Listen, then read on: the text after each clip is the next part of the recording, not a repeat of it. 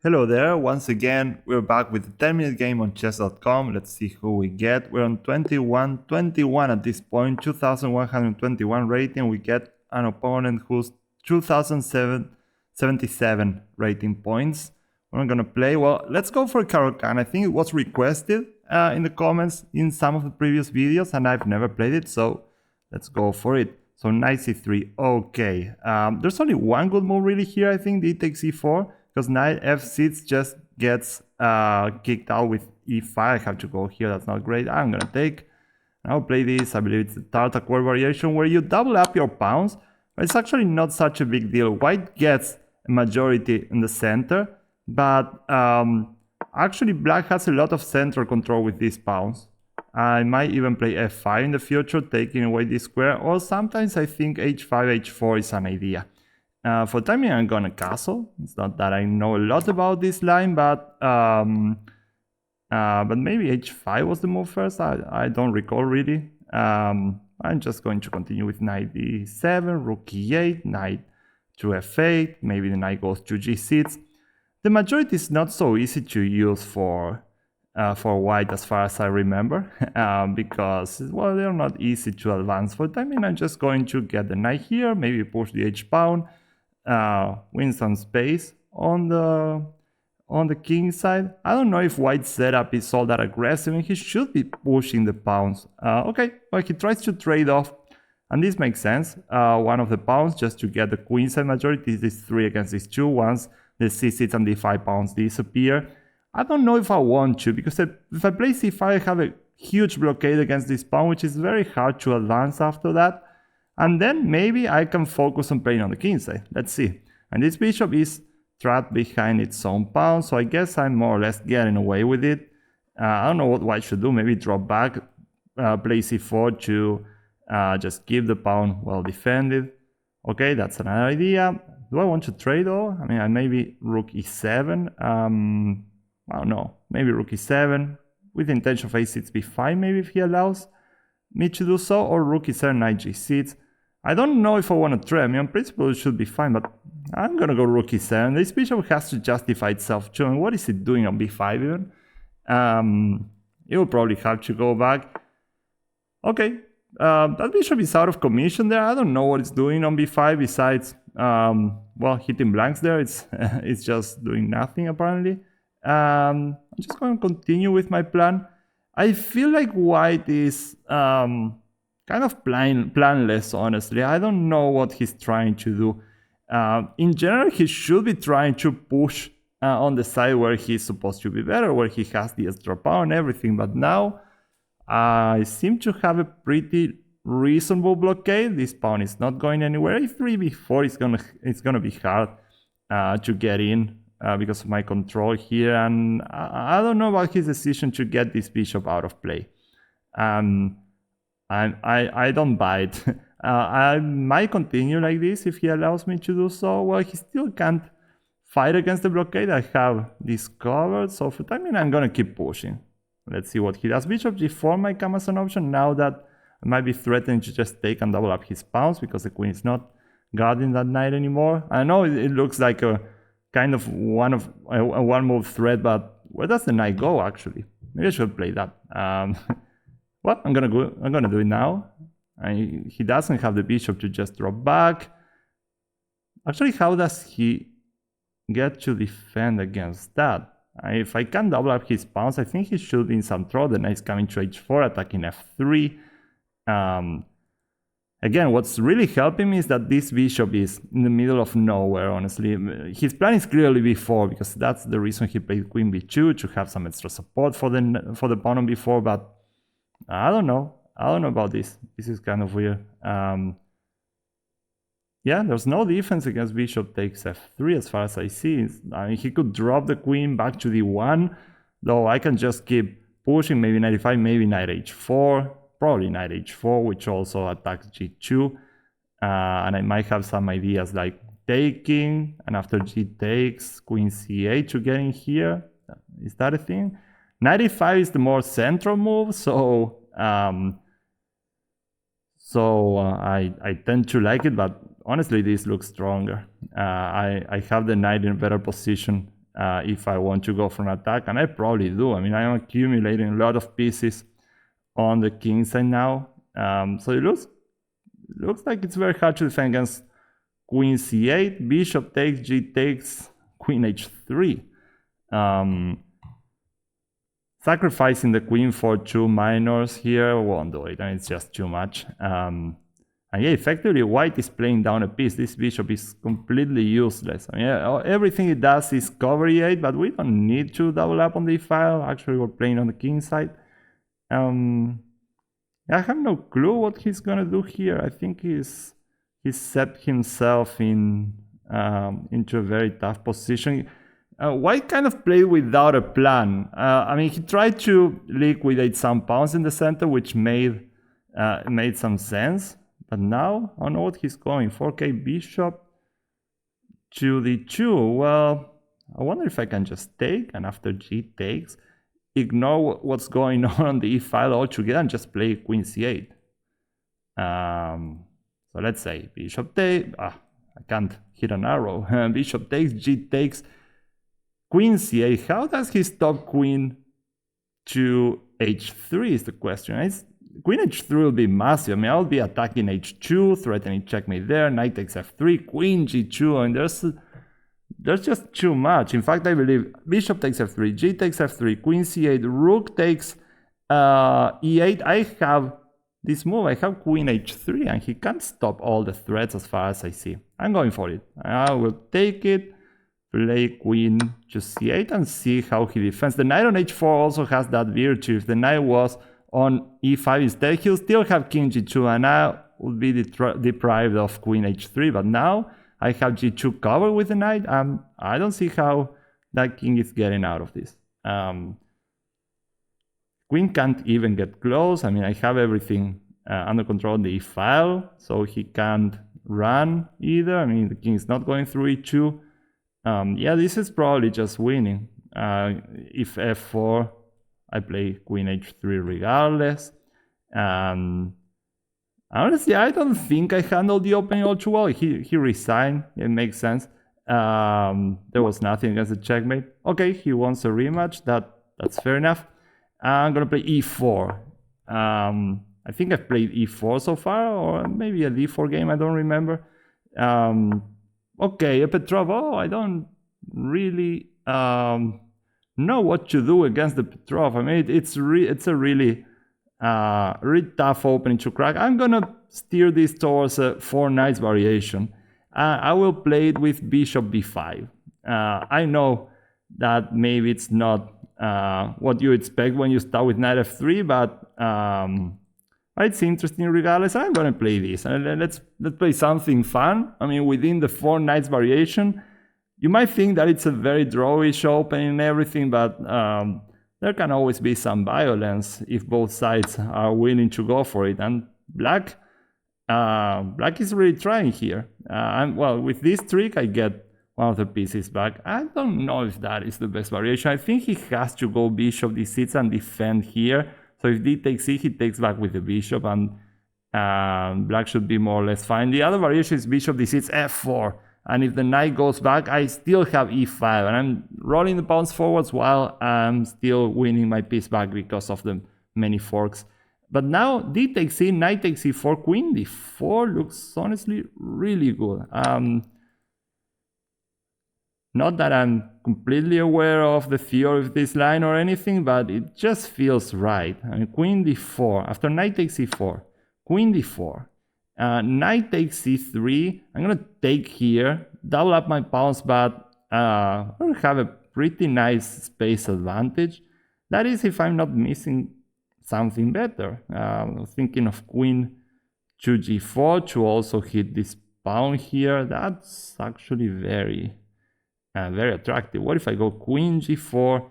Oh, maybe he castles. Does he have the time to do it? No, he just loses the knight. Okay, queen g4, knight takes c3, queen takes g7. Oh, knight takes b5 with check. Oh, that's weak. No, I'm gonna play queen d4. We'll see in the analysis how this goes. I'm not entirely sure. But queen d4 is the principal move, I guess, especially if you don't quite know the opening all too well. So, well, I'm guessing knight takes c3. I can't take the bishop. Unfortunately, my bishop is always hanging on b5. But knight takes c3. I think b takes c should be fine. It has to go back. I will castle. And for my damage pawn structure, well, I have some things to show for it, I guess.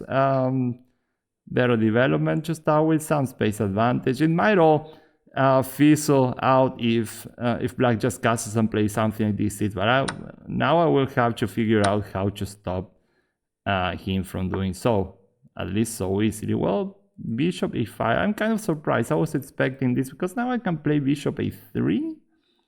And how is he supposed to castle? Bishop a3, bishop b6, queen g4. And I don't quite understand the idea. The bishop should be on e7. I wouldn't have this.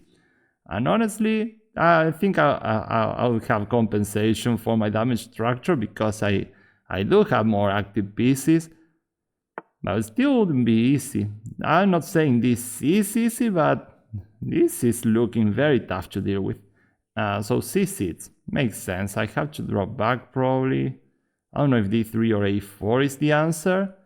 I'm leaning towards bishop d3, so I don't get hit with any d5. Though d5 I could just go back. I don't know if I'm passant because I might allow him to castle.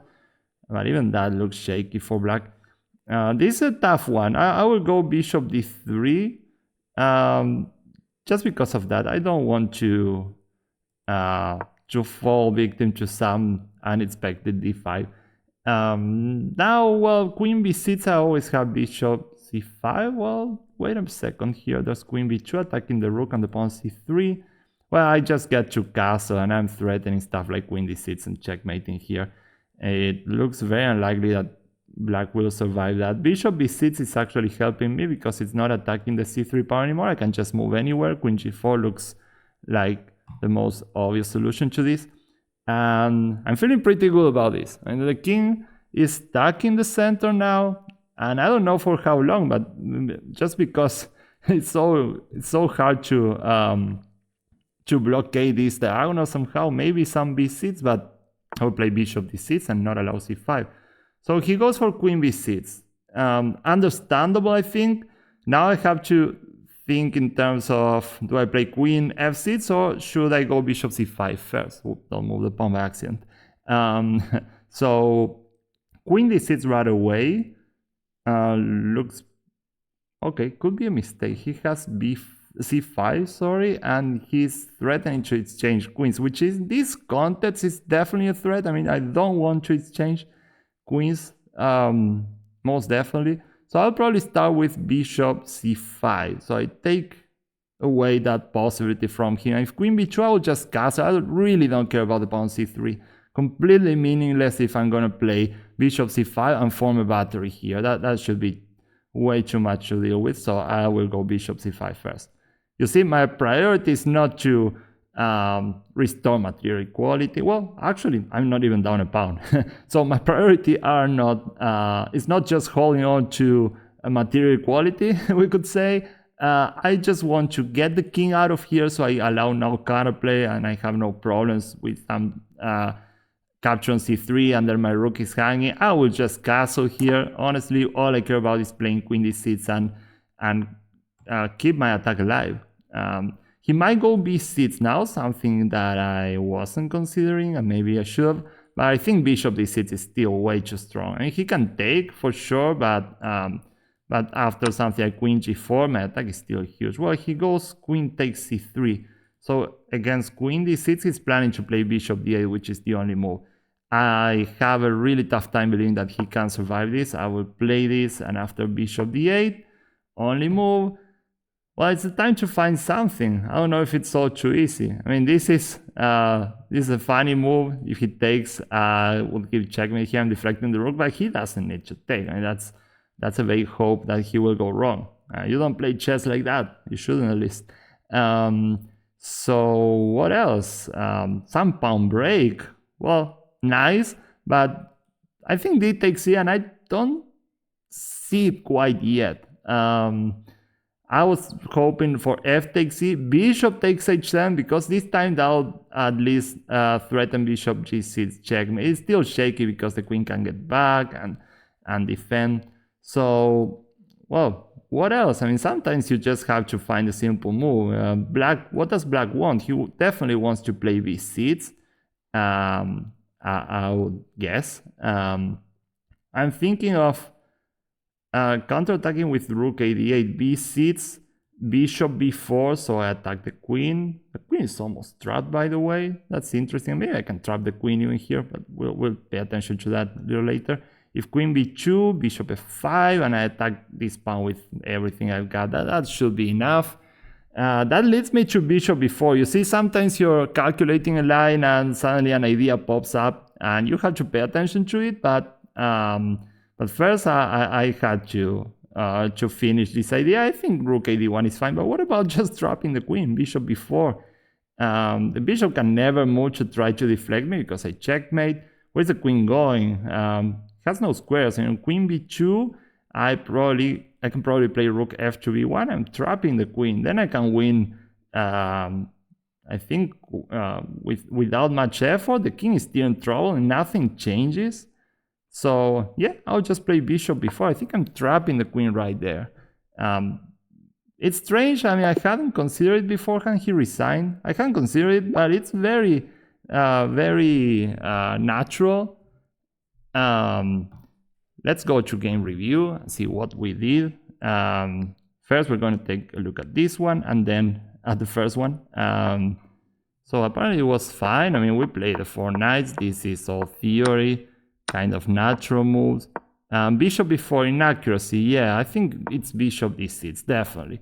This is a theoretical line, and now, as far as I remember, yeah, f4 was the move, or one of the moves that's normally played, followed by e5, or maybe more natural, just d takes c, followed by castle, or castle. Castling right away is kind of a normal way to continue, because if the knight moves, I still have e5, so I don't even need to take right away. But it's still the most principle for black. Bishop before I really get ahead in development. D takes c, knight takes, and queen d4. So this is all rather fine. Knight takes c3, great move. It should be played. It attacks the bishop incidentally, so I can't just collect the bishop pair. He takes my bishop. B takes c3, bishop a5. Now, yeah, that's a big mistake. It allows bishop a3, and I don't think black can live with that. But yeah, bishop b7 was fine. The engine is just giving me a very tiny pull after queen g4 attacking this pawn, which is kind of essential to create some problems because you make him weaken himself. This is what you want to see. Your opponent moving pawns in front of where his king is gonna castle, because he's most definitely going there. If I don't play it, he'll just castle and he'll be totally fine. But if he castles now, I have bishop h6, and I'm winning and it's changed because this is definitely going to happen now. G6, bishop takes f8, and I'm just up and it's changed. So yeah, queen g4 give me some advantage, nothing great, but after bishop a5, bishop a3, he can't castle and he's doomed. I mean, apparently I missed something big here because yeah, he had this resource. I mean, I should have been a little bit more careful. He had d5, e takes d, and now queen f6. Well, that one I didn't see, honestly. And it's impossible to stop the queen trade because I have a lot of problems here. I should castle queen e7, and after bishop takes e3, queen e3 check, I still have an advantage here, but it's clearly not what I was signing up for. This is not what I wanted. It's the mess. My king is also compromised now. I saw d5. What I didn't see was queen to f6. Maybe I don't have to take and I can just castle here. This is still probably a thing to deal with, but well, at least he's getting some pieces out and his king is not in as much trouble as it was because of that. And queen b6, yeah, I just get this in. Not queen d6. Well, in this case, yeah, the computer wants to take first and then play c5. This resource was very important because it's making me trade queens. I definitely don't want to see that happen. So I played bishop c5, queen to b2, castle, queen takes c3, queen d6, and nothing to do. Bishop b4 traps the queen. The main point was queen b2, rook fb1, trapping the queen. So yeah, apparently this was more or less fine by me. Let's go back and see if we can take a look at the first game. Let's go and see what happened in the first game, in which I had way more doubts, honestly. Let's see how this went. Let's do the game review so we get some quick answers at least. Okay, there it is. It says I played quite well. I'm not so sure about the opening though. I mean, this is theoretical stuff, definitely, and yeah, I'm doubling up on pawns, but as I said, in the middle game it's really hard to get something going with the pawn majority for white, and the extra central control that you get thanks to these pawns is sometimes telling. For example, the knight is never coming to e5, not so easily at least, so that gives you something to play for. I vaguely remember something about these setups. I don't even know if rook e8 is a move here. It says the engine says it's okay, but well, I will have to check the theory. I think h5 is sometimes a thing. Maybe not here, just to get some space and maybe threaten to weaken white on the king side a little bit. But I think this plan is still fine because I'm still going for it. Knight f8, knight g6, h5, h4 is what I was intending to do. So yeah, what I said in the game I think was rather correct, that white is not playing for anything. And this bishop shouldn't be on c4, he should have a pawn on c4 already, maybe put the bishops on d3 and maneuver the other one to c3, start pushing pawns. He has to play where he's better, on the queen side. And this move d5, I can get behind this idea because he's really trying to do something there. But yeah, c5, well, the engine just wants me to play bishop d7. I don't know how human this idea is, but makes some sense. D takes, I'll take with the bishops look good. Closing everything though has a point. I have a firm blockade on the d5 pawn, so that one is not going to act up for some time. And now this plan is very straightforward for black. I have play on the king side, I have some squares like e5. Well, I don't see how white is going to improve in this position. Bishop b5, rook e7, c4. See, the engine thinks this is fine. I'm really surprised though, because it traps the bishop here. It's very committal, I have to say. Structurally, it makes sense, but what is this bishop doing now besides not allowing a possible doubling up of rooks on the e file? If the bishop is needed on the king side, as it was during the game, then, well, it's not coming back in time, that's for sure. So knight g6, queen d2 is the real mistake. Interesting. What should white play? b4 right away, nice. This is the suggested engine line. Well, I still have some of a grip here. The main point is knight g6, b4. Yeah, if I take c5, that's terrible for me. Those pawns are going to absolutely destroy my position. Bishop e5 and d6. And the two are advancing while they defend each other. That's definitely not it. So yeah, I had to defend with b6. Makes sense. Well, still, honestly, not that easy. Queen d2. It's fine that queen d2 is such a bad move because of bishop g4, not h5. h5, and as I said during the game, hey, maybe I had this right away, and I did. Because the same thing happens. This knight has nowhere to go. So I went h5. a3, white continues with the same plan. He should play b4 at once. And now this just wins. It's amazing, but it just wins. And white is so poorly coordinated. This knight has nowhere to go. And there's nothing against bishop takes f3. And if he goes back, as he did, I'm still playing knight h4, which is, I think, a very strong move. Because now I take, the queen is certainly getting to h3, where it's just going to make so many threats that will be impossible to stop. And it's fine that the engine even wants to give the two pieces for the queen. Of course, it should be losing, but it was the most resilient try. So instead he played bishop d2, and yeah, bishop takes, she takes queen c8, and he resigned. And The fine point was that the rook takes e7. We don't even take that rook. We don't care. We play queen h3, and there's inevitable checkmate everywhere. Queen f1, there's queen takes h2, the bishop's helping. So, well, this went well. I mean, it wasn't the best handling of the opening maybe from me in this first game. The second one was cleaner, but we got the job done. We're climbing in the ratings a little bit. So, well, I will see you in the next edition of this chess.com speedrun. And thanks a lot for watching my videos. If you like the content, you can subscribe and hit the like button. So hope you join me in my next few games. Thanks a lot. Bye-bye.